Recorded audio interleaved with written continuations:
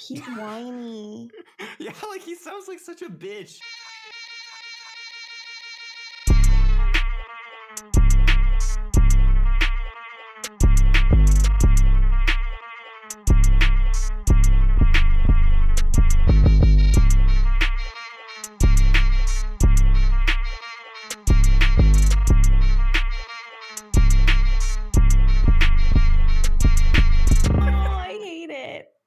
I'm going to be doing like a multi-weekly thing also with Sue and Kyle. I tried, like, I didn't want to say like, I think I should be the one doing this with you guys because like, it's very presumptuous given that I'm like a literal who to just insert myself among them. So I like tried doing some other stuff and we tried, but in the end we wound up just having it be me and those two. And it wound up doing way better than everything else. And they were like, yeah, we should just keep this formula, man. Like, I understand. Yeah. Podcast liquidity. You're like chat liquidity in the if they start to get too like.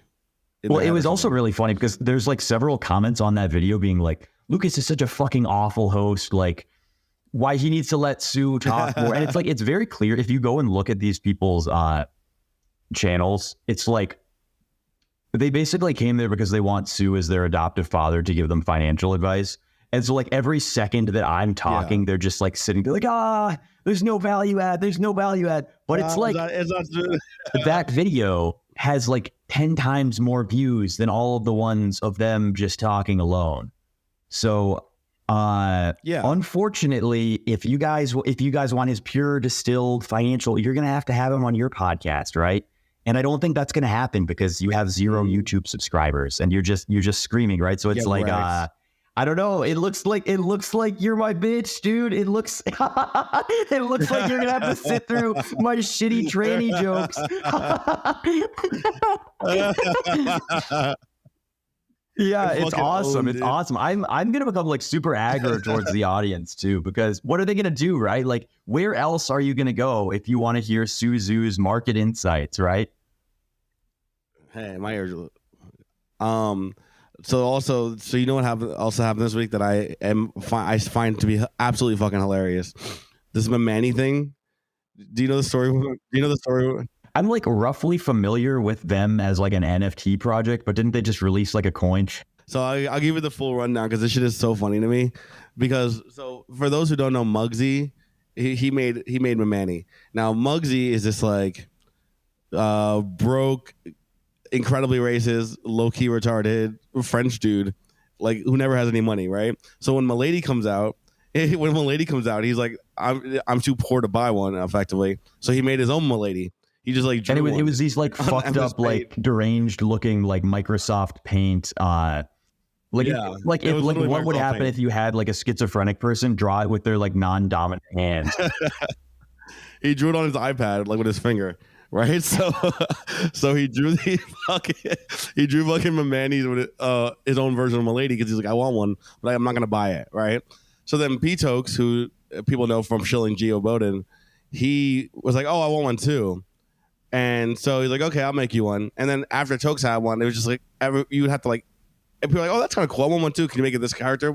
So he made effectively an entire NFT project, but the problem was A, he's retarded, and B, like he's also kind of French. Like you had to like chase him down for months to pay for him, right? Like you just like, it's not like you would just be like easy transaction. I thought he minted it on chain. These are like individual. No. Okay. So for those of you listening who aren't familiar with how NFTs work, typically what happens is you mint like a set of like 10,000 or 5,000 or something. And they're generated by an algorithm that assembles them from graphics assets that you have, right? So it's like a make your own thing, except you're not making your own. They get randomly assembled, right? So what I'm hearing is this guy is so retarded that instead of figuring out how to just copy paste the algorithm that assembles assets, he just like drew individual pictures for people and then said, like it's the same collection, bro. Like, yeah. So he hand drew an entire collection, like 200 of them, something like that. And he was like, "Oh, he's like, I'll pay later. I'll put it on chain. I'll come find you." Wait. Later, He didn't even put it on chain yet. He just no. What the fuck? So this is like if a guy said like this is like you have a totally conventional artist. Like he's not even an NFT guy. There's no cryptocurrency involved. And he just drew pictures and then he said these are NFTs. And they're not NFTs. There's no token attached. There's nothing blocked. It's literally just he drew people pictures and then they said okay. He's like, I'm gonna put it on chain later, right? And then like he's like, when I put it on chain, I'll ask for the pay. So what ended up happening is in reality is he made a little spreadsheet of the people who owed him money. So anytime he got broke, he'd come hit you up in the DMs like, I need my 0.3 ETH right now. You gotta pay for that shit right now. So he made like money off of it in ETH, but it's just like there's no chain. So then, all right. So this is 2022. It's been 2 years of them being like, put it on chain, put it on chain, put it on chain. And he just is like, no, maybe later. So like, even like the Rad Bros, like that whole NFT project, that was them being like, yo, Muggsy, put fucking Mimany on chain or we're going to make our own version of Mimany. So Rad Bros is a Mimany fucking derivative. Holy shit. That's another lore story. So then basically this weekend at NFT New York City, a few people were just like talking like, bro, Muggsy's a fucking idiot. Let's just launch a coin. And then we'll airdrop it to people who have a Mimany because we have a list. So it's a coin. They launched it on Pump Fund, and now it has like 40 mil, 30 mil market cap. And Bulma shielded it. And basically, like anyone who had a Mimany who went through that grueling process of getting him to fucking make one, they got airdropped like 1 million tokens. But it's just the funniest. But to make it icing on the cake, because again, he's a fucking retard. They made the coin. I didn't make it. They made the coin. And they gave him a big like founders allocation. He cheated that shit at like 250K market cap for like $1,000. And so then it went up like 300x after he. So they gave him a second a founder allocation after he cheated the fucking first one. Oh my god! So it is. I'm like, I just think it's the funniest thing ever. Of like one of the most successful fucking airdrops. The cycle is a NFT that's not even on chain because the fucking founder is too retarded. I think like the lore there is just too good. It is really funny to watch these people who like they do basically everything they can to just like fuck up long-term holds, right? And it's like I kind of understand it because like there was a period where, you know, back when I got fucking rinsed by Luna, I like my only money on chain was like the RB airdrop. Like the idea of getting an airdrop and holding it to me and just not I was tough. Like, that's insane. Like, who the fuck would do that, right? And now it's like, I'm realizing it was purely just a financial stability thing, right? Like, now that I'm feeling pretty comfy, like, I got the EtherFi airdrop, I got the Athena airdrop, I got the Wormhole airdrop, and like, I haven't even, like, I claimed that shit like 5 days late. I haven't even checked the price. It's just sitting there, right? And like, yeah, it's so much easier to hold when you actually have money. Like, you're not like stressed about everything. Yeah. And it's funny because it now allows me to do this like moral grandstanding where it's like, wow, like they whitelisted your collection out of the good of your heart and you dumped right when they gave it to you. Like you're an evil dumping bandit, right? But it's like I'm not moralistic or anything. I just it's now a small enough percentage of my net worth. I just don't give a shit. Exactly. Yeah. So it's very funny.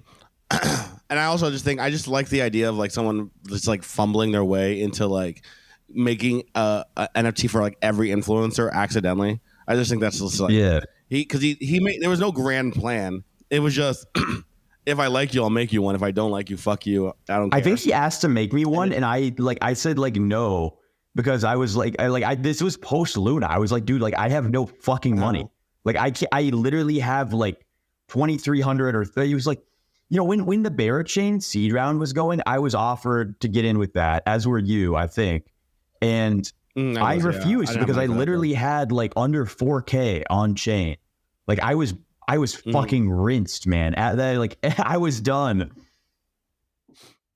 Yeah, I definitely had nothing on. I had no money back then. I still don't. I mean, I have some money now, which is nice. This airdrop help. A few other things are going my way now that like it's very much a momentum thing. Like once one thing goes well, now you're like, okay, now I can make like it really seems that there's a certain point where like your floor after having just been in the ecosystem enough, like your floor of all of this raises to such a point that you can't quite get rinsed out, right? Like even though I went full retard with Luna, I blew everything up, right? I still got whitelisted for the Small Brains NFT project. God, this is so fucking funny, actually. I don't know if I've ever told the story of how I like got whitelisted for the Small Brains NFT project, but I whitelisted like multiple wallets on it. It was like an Arbitrum like monkey picture thing where like you got IQ and your monkey's brain got bigger over time, and there was like a story thing.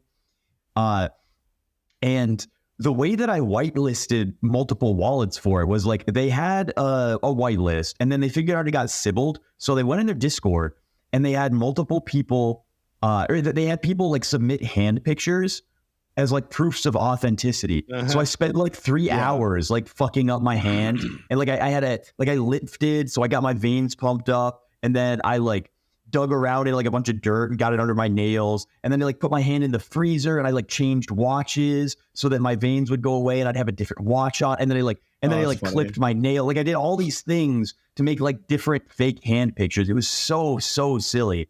And you gotta be, you're in the trenches. Yeah, I know. Like all of this was like I didn't think that there was gonna be like a big payout for this for the airdrops. I was doing it purely because like I was in a group chat of people and we were like, wouldn't it be really funny to like spend your entire day sibling this airdrop for like $7? And I was like, yeah, fuck, I think it would. So I was like, this is good content. And then I got the wallets, and it wound up like at the top. Every one of the wallets was worth like $60K that I got the airdrop on, right? Or the whitelist. And there was one that had a rare monkey NFT that was like 250 or 350K or something, right? So I sold all of them except that rare monkey into Luna.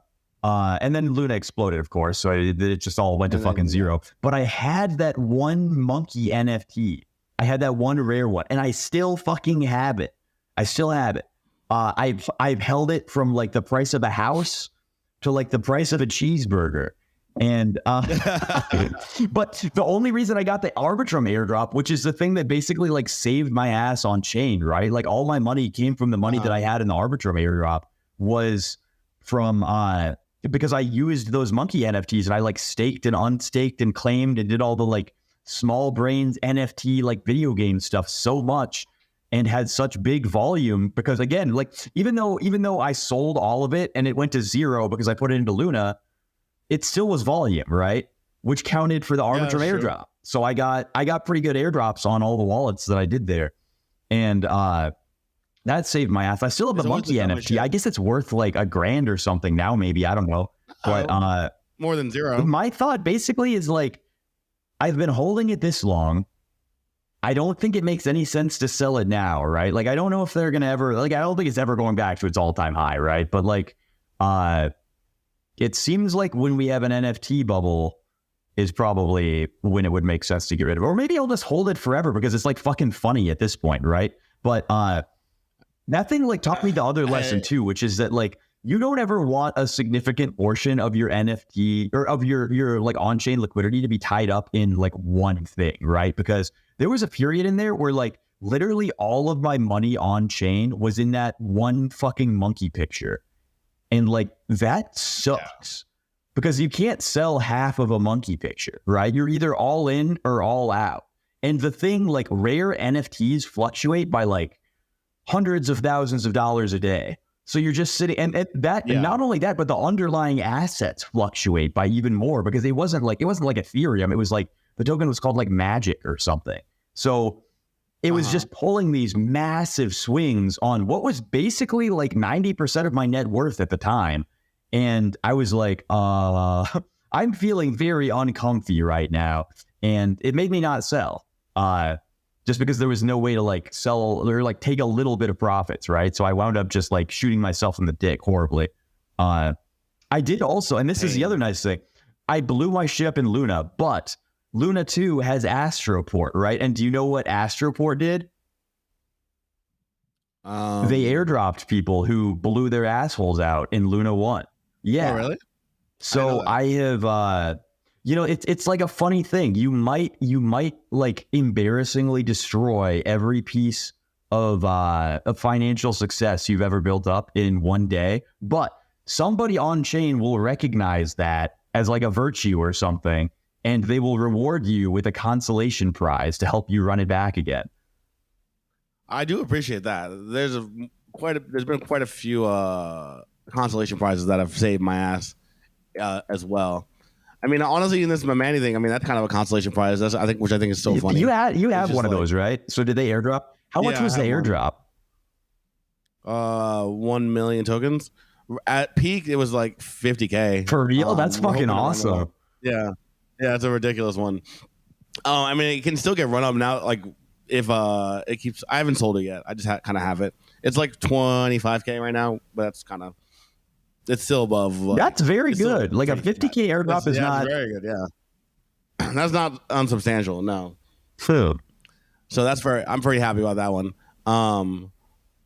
And because otherwise I would have missed it. Because I was told when it was made, and I was at like an after party for NFT New York City, and then I got home and fell asleep, and then it was like 15 million market cap when I got home. I was like, oh well, whoops, missed that. Good thing I bought one of these. But yeah, no, it's just very funny. This whole shit is the crazy lunacy of the whole market's like starting. Like I can already like that friend tech airdrop's probably gonna be stupid. I already see the stupidity. Airdrops have been insane so far, man. Like I'm not a guy who like does a ton of stuff on chain. I'm like notorious for sitting there, like neurotically worrying about like doing anything at all. And so the fact that I've gotten this many, like the wormhole airdrop was nuts, dude. I don't think I got any of that. I never even checked. I got a very decent wormhole airdrop, and I didn't even remember using this shit. I got a great EtherFi airdrop.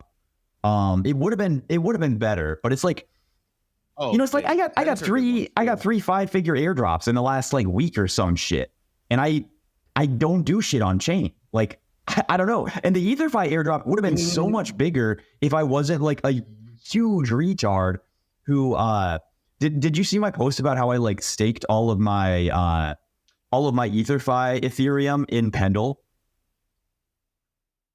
No. So there were a couple options basically. Like I could either hold all of the EtherFi stuff myself and get like 1x point rewards, or I could do some sort of like weird I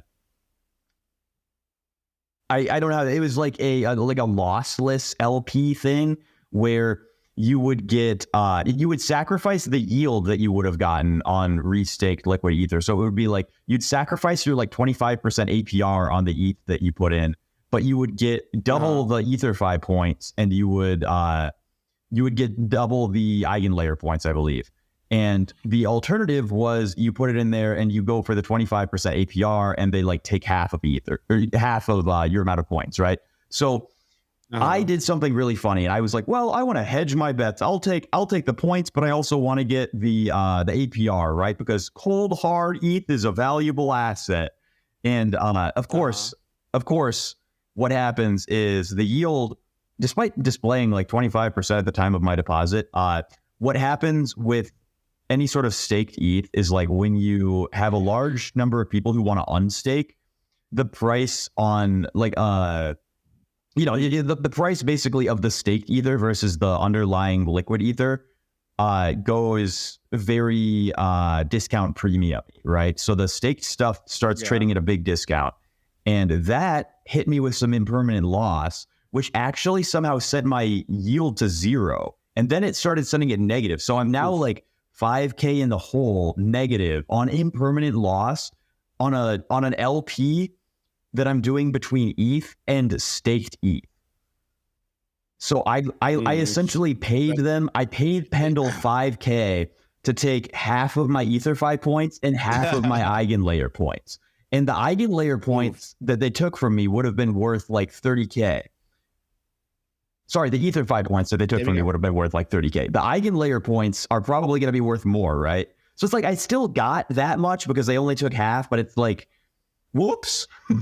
Oh well. Yeah, it's okay. There's going to be more bullshit airdrops to come. Grass is still coming. Friendtech's coming. A Tensor just dropped. I have to see what. I just remembered last night that there's a Tensor airdrop. I have to check. I didn't do anything on Tensor. Everyone told me to farm Tensor. I wasn't even farming Tensor, but I bought. I think because of the Saga phone, I've and I bought and sold shit. I think I might be eligible. We'll find out in a second. because I've done everything through Tensor on. Oh yeah, that's a good call. Nothing's that expensive though, because these are shitty ass NFTs, but we'll see if I'm eligible. You probably made it. Hopefully. I don't know what it's worth, but more than zero. More than zero is what we're going for. It's crazy. I don't even like know how to price in airdrops mentally. Like I'm not adding it into my portfolio when I think about them. Like it's just either this goes to 8 billion or it goes to zero, it seems, which seems like a dumb mentality. Like I should probably be, because the thing with airdrops is like, if you trade the fractal of like selling like 18 hours after claim opens and then buying again like a week later and then selling like a year later, you usually do very well. Like if you just do that every time. Yeah. But then there's an opportunity cost. Like for a lot of these airdrops, I feel like I think about if it's actually worth the year wait on them. And 90% of the time, 90% of the time, I'm just like, I'm selling this shit. Yeah, right I now. think the Athena airdrop is going to really, really, it might go super hard here. Like, I mean, we talked a little bit about this with Sue, because he probably has like a better technical rundown on what Athena is. You get Athena, right? Basically, in terms of, I have no idea. I never got the Athena airdrop. Okay, so Athena is basically like, they have a 1x spot position in Ethereum, right? And then they are hedging that 1x position with a 1x short in like a 1x short on Ethereum, right? So basically they're delta neutral Ethereum, but the Ethereum that they have is staking. So they're making like 4% yield on that. And then they're making like some larger percent on the short, because funding rates are high right now. So shorting just yields you stuff. And then they are using that to back a stable coin, or they're using their Ether and the short position as collateral to back a stable coin.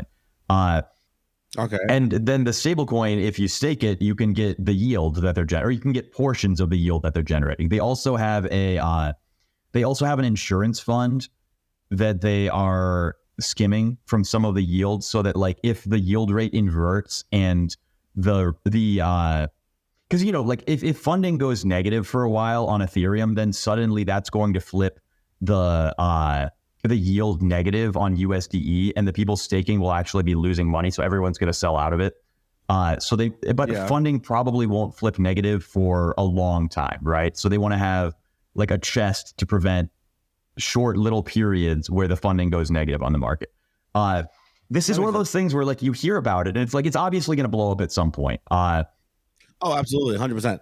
When we get towards the top of everything's just right. But that's the thing is the way that it's going to go to zero. Basically everybody's thesis, at least, is that it's not going to go to zero until the rest of the market is already zero. So, and everybody's basically fine going all in Athena right now, because they're saying, well, yeah, like, I mean, the thing is, if this breaks, I'm going to have bigger fucking problems than Athena going to zero, right? Like, everything is going to be shitting the bed at that point. And I think it's pretty much right, because the way that it fails is going to be the yield rate inverting for a long enough period of time. They run the treasury curve, or they run the insurance fund dry.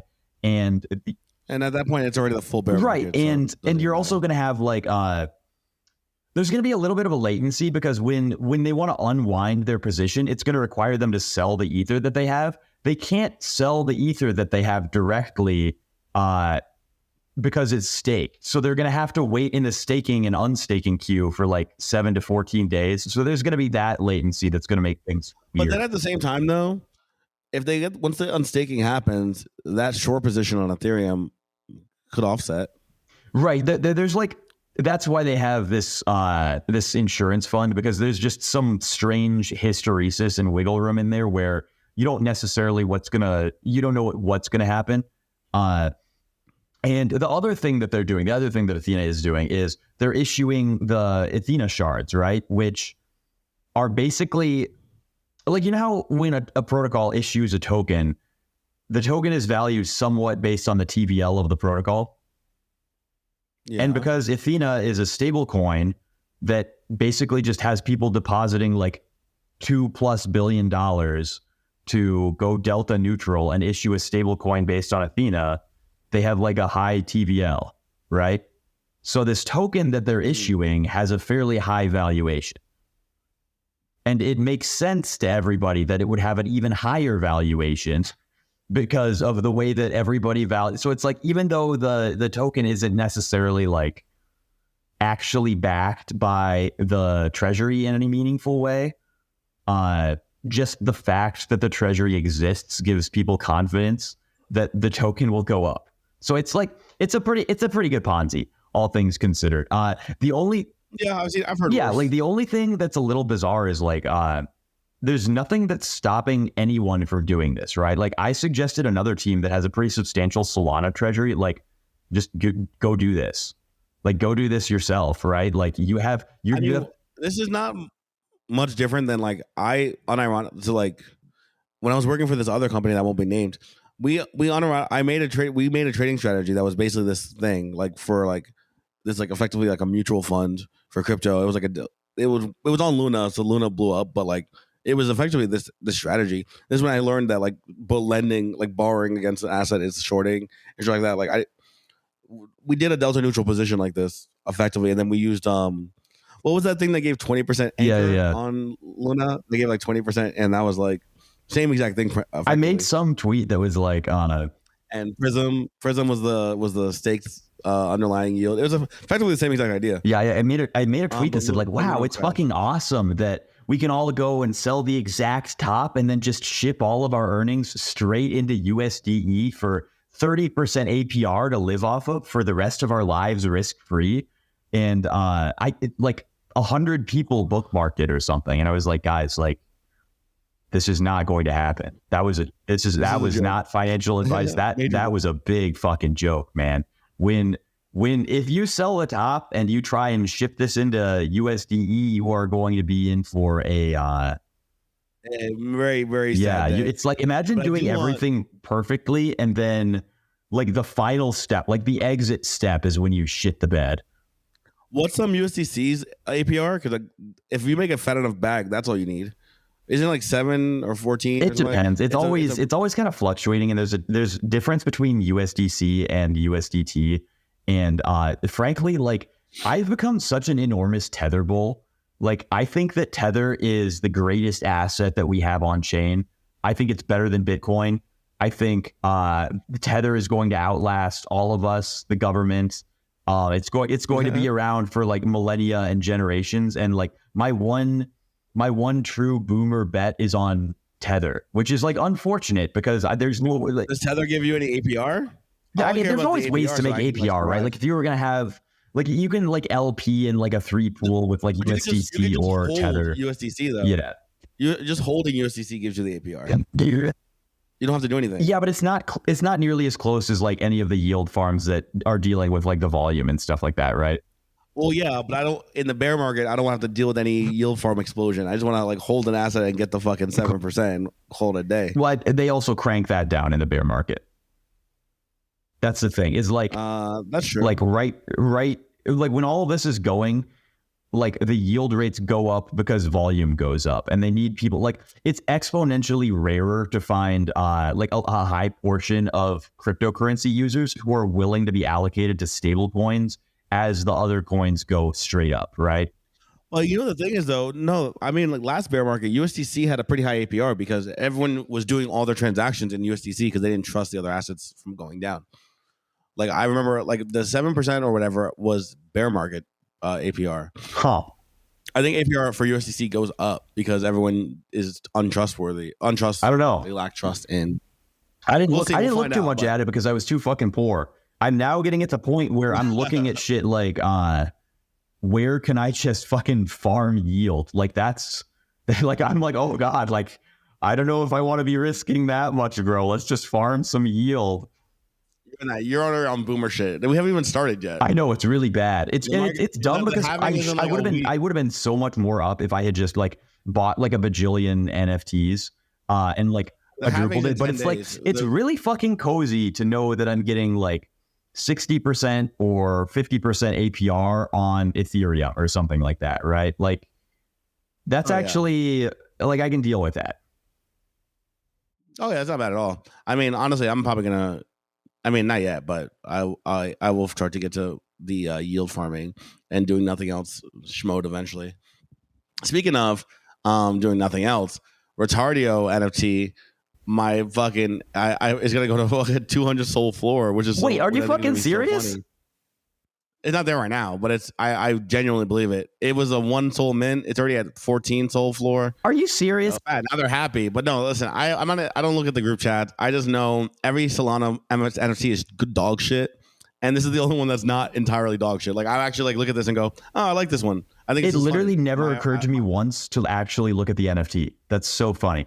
I was just like, if the NFT is related, but like that doesn't even matter. I shouldn't have done that. Like, why would the NFT and the token price action be tied? They never are. Yeah, they never are. The other thing is like I looked at other things that are up on Solana that like they have like 130 soul floor and it's like the ugliest bullshit that like has no community. I'm like, oh, this is fucking easy send. This is easily going to something stupid. Solana floors get because everyone has so much Solana from just like shitcoining, and it was worth like $7 only like 6 months ago, or like a year or whatever. They don't treat it like it's real money. So it goes to like 200 soul floor, like it's nothing. True. So I'm keeping my. This is not my make it play. It's not my make it play because I should have went even harder into it, but I'm pretty. Stoked. I should have got a few actually. I have zero Solana NFTs. I don't think I've like touched it. Which like it makes no sense also because NFTs are so much nicer to deal with on Solana than basically every other chain. Oh yeah, way easier. It's the UI, like absolutely 100% easier. You don't have to deal with any of the fees for buying and selling them, which is of course like the biggest issue with like NFT trading on ETH, and also like the Tensor, like all their NFT platforms on Solana are actually like pretty like well laid out. Like they're better than Blur and OpenSea, Sniper XYZ and Tensor and all that. I like their UIs 10 times. Really, I will say Blur is a little bit like. Blur is I think Blur is like a good platform, good idea overall, but like it's generally like confusing. If I were to show Blur to like an average normie person and say this is where you buy NFTs, they would just say like send it all to zero. Fuck this, man. I don't give a shit about any of this. Blur's UI implies that you are trading it like a coin, and like that's cool and all, but even I trade them, but I want to see what the NFT looks like. I want to see the trades. I want to like be able to like. It's very hard to like look through the collection. It's just very right, and they make them all like 10 by 10 pixel images. So you're trying to look at what the differences between the collection are, and you're like, you have to like enlarge everything one by one. It's very, and I'm sure there's some UI change you can make to like fix all this, and somebody's gonna respond to us saying like, oh, like. You're an idiot. You haven't made your own custom Blur setup. Yeah, but like, why do I have to do all that? Just make the default. Make the default setting something that's usable by like total retard normies, because that's me and that's what I'm going to be using it like. Blur is clearly designed for people who are trading the floor of NFTs for a flip, right? It's not like you're trying to like look through the collection and find like small alpha and this and that. Like it's clearly you can tell from the design what it was made for, and I don't like that. It's a little nihilistic, you know, and you have to play into people's dreams and idealism with NFTs. See, they called this Retardio Cousins, which sucks because I actually like the Cousins meme. Like I've been doing, because the Mog guys did the Cousins shit, and the Mog guys, by the way, are our podcast sponsor. One of our podcast sponsors. Holy fuck, we are flying. One of our podcast sponsors outside of the Ox Fun Exchange. Sponsored by Mog. Advised by Suzu, Kyle Davies, and Lukas Computer. Notorious secret third arrow. Master of sending it to zero. You are the third arrow. I am the third arrow. You were all wondering who really sent it to zero? You're blaming the wrong man. Fuck yeah. We got Mog. I used to have Mog glasses, but they broke. I stepped on them when I was drunk. Sorry. But Mog, the current podcast sponsor, check them out. Buy the coin.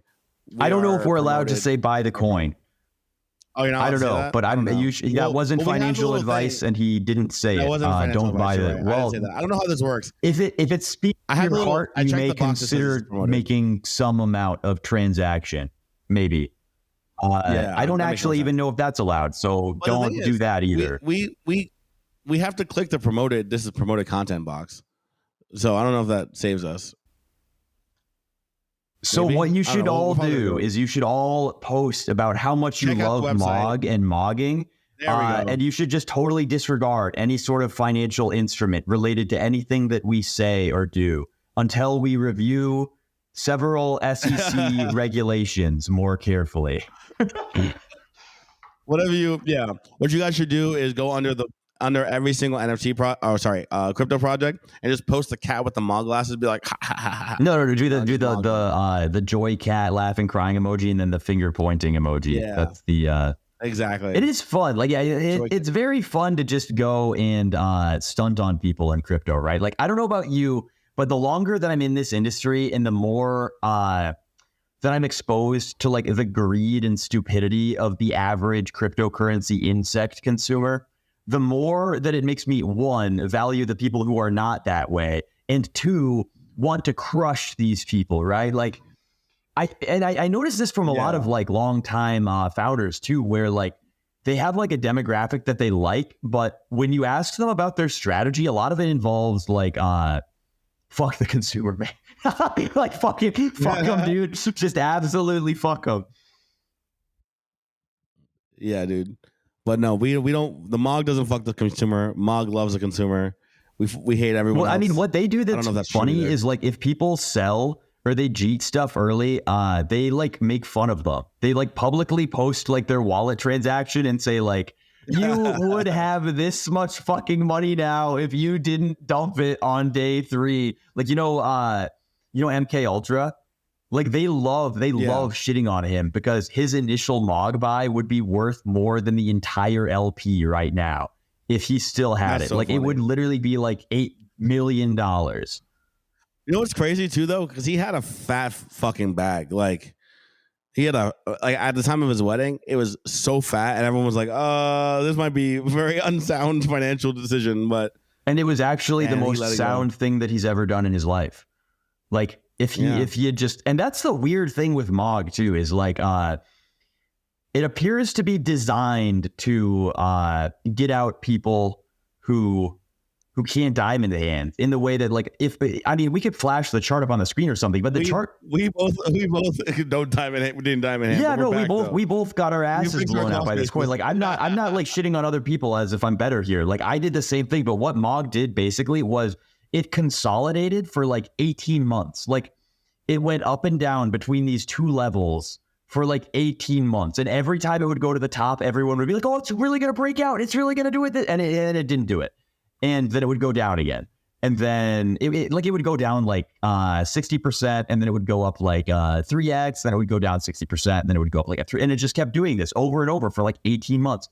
And then one time it gets to this point where it just like does like a God candle, space laser, green arrow straight up, and it just went up like fucking 50x in like one day.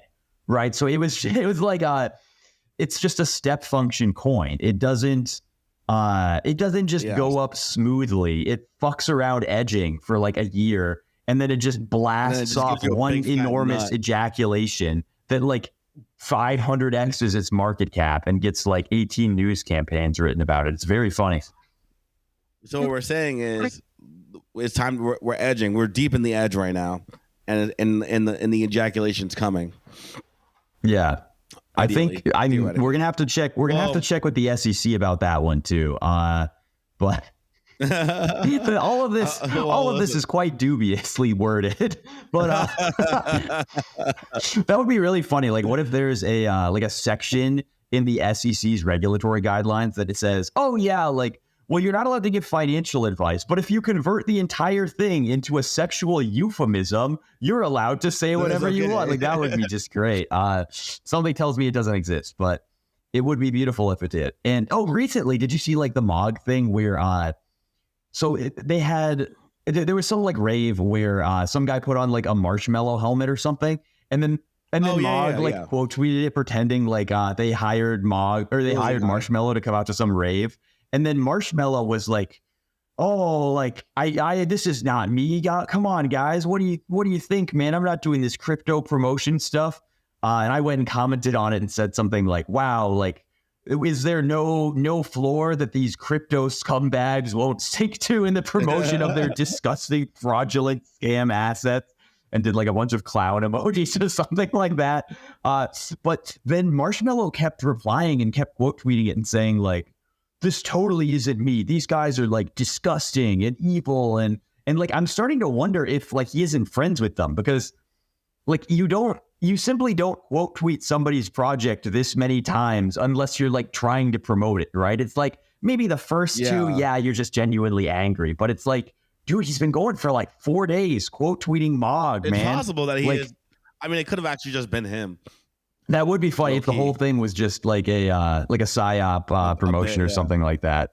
I mean, surprisingly, a lot of people seem to know DJs. Like the last couple of events I went to, like random ass, like pretty big names are showing up because like just someone randomly. Yeah, and the Mog guys definitely are in that sort of like disgusting streetwear, freakish normie techno DJ scene. Like I could see that happening. So maybe, but it's quite possible. Yeah. It's and the other thing is that like there's a lot of influencers who do this really funny thing where like, Andrew Tate does this all the time. Andrew Tate does this all the fucking time. Where he's like, yeah, like crypto users are like disgusting scumbag insects, and I would never involve myself in these financial Ponzi schemes. Like, now buy my coin. Yeah, and then he like specifically will say and then he like insert name of ticker coin. Like this disgust, like just look at this name, and like of course the thing goes up like 200x, right? So it's like that the dude fucking loaded up before the tweet, and he's dumping into the green candle, right? So influencers broadly are starting to do this. I would be very unsurprised if like a Marshmallow or whoever said, "Oh yeah, before I like quote tweet this guy, I'm gonna drop a few bands into this shit and rip out, I don't know, like 20, 30K and just have a fun night with the prosties or something like that." You just run it up. Yeah. Yeah, no, I would support that. It's funny. Like it's like I just always think that the stupid like disingenuous reverse shills are the funniest concept, because it's just like a funny level of like, wow, you're such a bitch, dude. Like you could just like do it normally, but like you're so scared of your audience, you have to do this gay bitch version of like a perfectly normal thing. The reverse shill works better. I feel like the reverse shill works better though, for a lot of times. The reverse shill is more fun if you're doing it like tongue in cheek, but if you're like actually, if you're like actually saying like, oh, I hate crypto, and you're doing it for like 3 years straight while like interacting with the people, it gets like stale and gay to me, I guess. I don't know. Sorry, I got cold. You had to put on a hoodie or a... Yeah, I'm dealing with the post-conference strain of whatever the fuck. I'm not sick. Yeah, it's funny. Like you don't technically get sick a lot of the time, although a lot of times you do just get sick. But like your immune system is strained by just all of the disgusting people running around, right? Like you've hit your body's microbiome limit. It can no longer reject the hostile invader bacteria.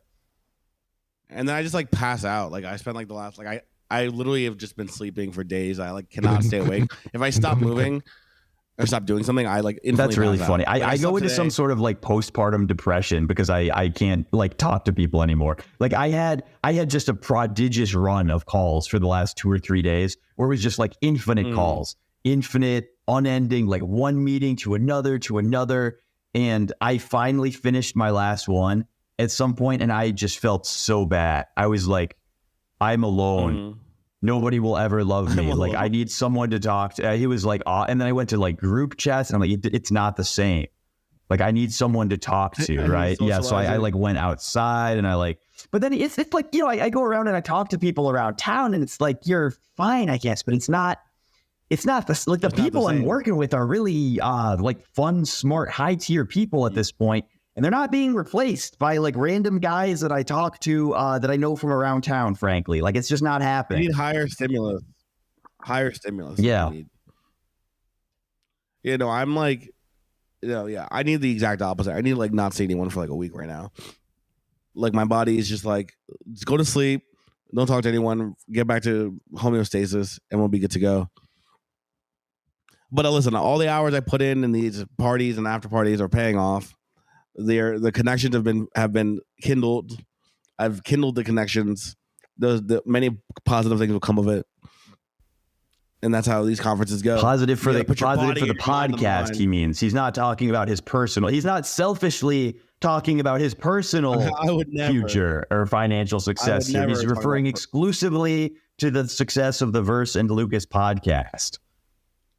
Really all of the above, to be honest. I mean, they all are all kind of one and the same. That's the fun thing, is everything that you do and everything that those who you are closely connected to do gets lumped into one sort of grand ball ecosystem, right? Exactly. You know, we are soul bound. Whenever I go out in public, everyone asks about you too. There's no escape. Yeah, it's good. There's no escape from. I may actually have something to talk to you about immediately after this, when we finish recording and nobody can hear us again. Secret details to talk to that the podcast listeners. Wouldn't it be funny if I even though I'm pretty sure this would actually not be allowed, but wouldn't it be funny if I put the secret things that we say off camera on the Patreon? You're the one who makes them secret. No, absolutely not. You're the one who makes them secret. That's true, but it would be funny, right? Most of the secrets are your secrets. I put a shit ton of stuff on the Patreon recently too. Actually, I did. Actually, people mentioned it. They were like, I know you, because we didn't post an episode because I was like, whatever. But some people who were listening to Patreon were like, I like the convo with Homeboy. That's good, because I actually have another 8 hours of stuff that I'm about to put on there with that dude. Yeah, putting more on there. People like that stuff, especially when we're. Yeah, well, it's another one of those things where it's I really do feel like I should just record all the phone calls I have, because everyone I'm working with is interesting enough that it's all a podcast at this point. My life has become a podcast. It's very fun. It's all about content. I wish I could have recorded some of the shit I was NFT New York City, but. Dude, this is literally why I got the fucking infinite memory on my phone, right? When he gets older, he won't sound like this anymore, right?